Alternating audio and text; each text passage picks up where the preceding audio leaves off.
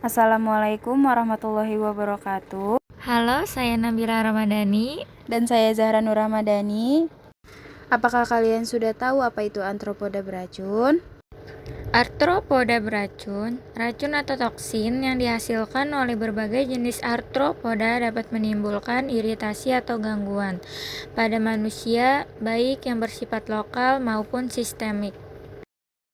Selanjutnya, di sini ada arthropoda beracun memasuki tubuh penderita melalui yang pertama melalui gigitan serangga. Contohnya, hewannya itu kayak laba-laba dan lipan. Yang kedua, melalui sengatan. Contohnya itu kayak kalajengking dan lebah. Yang ketiga, melalui kontak langsung. Contohnya bulu ulat dan kupu-kupu. Yang keempat, melalui semprotan cairan racun, contohnya itu whip scorpion. Selanjutnya ada 3 jenis laba-laba. Yang pertama ada jenis tarantula, yang kedua ada Lactrodectus matans, yang ketiga ada Losocceles. Nah, bentuk dari laba-labanya itu sesuai gambar. Yang satu tarantula sesuai dengan gambar huruf A, yang kedua sesuai gambar huruf B, yang ketiga sesuai dengan gambar huruf C. Tiks dan mitos. Tiks atau caplak. Caplak menghasilkan toksin yang disebut isofotosin, suatu neurotoksin yang mempengaruhi susunan saraf pusat dan bekerja pada neuromuskular Janssen. Selanjutnya ada mites atau tungau yang bisa menyebabkan gatal-gatal yang hebat, pendarahan lokal atau demam pada penderita yang peka dapat ditimbulkan oleh toksin tungau yang hidup pada unggas dan hewan lainnya. Scorpion adalah binatang malam yang hidup di daerah tropis yang mempunyai sengat beracun yang terdapat di ujung ekornya. Hymenoptera yaitu lebah atau tawon. Hewan ini memiliki alat sengat yang sebenarnya adalah alat untuk mengeluarkan telur serangga betina atau ovipositor yang beralih fungsi. Selanjutnya, larva Lepidoptera yaitu hewan yang menghasilkan toksin yang belum dapat ditentukan jenisnya. Toksin yang masuk ke dalam tubuh korban melalui kontak dengan rambut larva yang menimbulkan dermatitis yang menyebabkan rasa terbakar. Selanjutnya, Coleoptera. Sebagai Spanish fly adalah salah satu spesies ordo Coleoptera yang dapat menghasilkan toksin. Selanjutnya ada Chilopoda, lipan yang hidup di daerah tropis yang gigitannya dapat menimbulkan rasa sakit dengan gejala klinis lokal selama beberapa minggu. 3 pengendalian serangga. Pertama ada pengendalian secara mekanis, kedua pengendalian secara biologis, ketiga pengendalian secara kimiawi. Pengendalian secara mekanis yaitu dengan tindakan fisik, sarang atau tempat berkembang serangga, biak, bleeding place atau dimusnahkan. Yang kedua ada pengendalian secara biologis.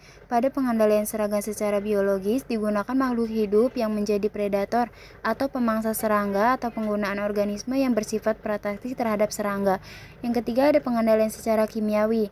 Pada waktu ini pengendalian serangga secara kimiawi menggunakan insektisida pembunuh serangga masing-masing paling sering dilaksanakan karena dalam waktu pendek dapat diproduksi dalam jumlah besar. Faktor-faktor dalam memilih insektisida. Yang pertama ada faktor serangga, yang kedua ada faktor lingkungan.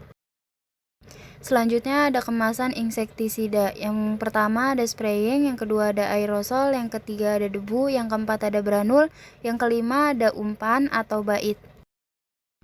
Insektisida organofosfat. Titik kerja insektisida organofosfat adalah pada neuromuskular Janssen saraf, dan insektisida dapat masuk ke dalam tubuh serangga maupun mamalia melalui kulit, alat pencernaan maupun alat pernafasan. Beberapa contoh jenis insektisida organofosfat yang pernah digunakan adalah parathion, metilparathion, melathion, diazinon, dichlorphos, dan abate. Insektisida organofosfat umumnya rendah daya residualnya sehingga harus sering diulang penggunaannya. Insektisida hidrokarbon klorin bersifat stabil, tidak mudah terurai oleh hujan, sinar matahari, atau perubahan iklim, sehingga sering digunakan sebagai insektisida residu untuk pemakaian di luar rumah. Insektisida ini dapat diserap melalui kulit, mulut, dan alat pernafasan, dan bekerja terhadap susunan saraf pusat. Resistensi insektisida. Resistensi dibagi menjadi resistensi bawaan dan resistensi yang didapat. Resistensi bawaan, serangga yang secara alami sensitif terhadap suatu insektisida akan menghasilkan secara alami keturunan yang juga sensitif terhadap insektisida tersebut. Resistensi didapat akan memberikan dosis insektisida yang di bawah dosis lethal dalam waktu yang lama. Serangga target yang sebelumnya sensitif dapat menyesuaikan diri berkembang menjadi resisten terhadap insektisida tersebut.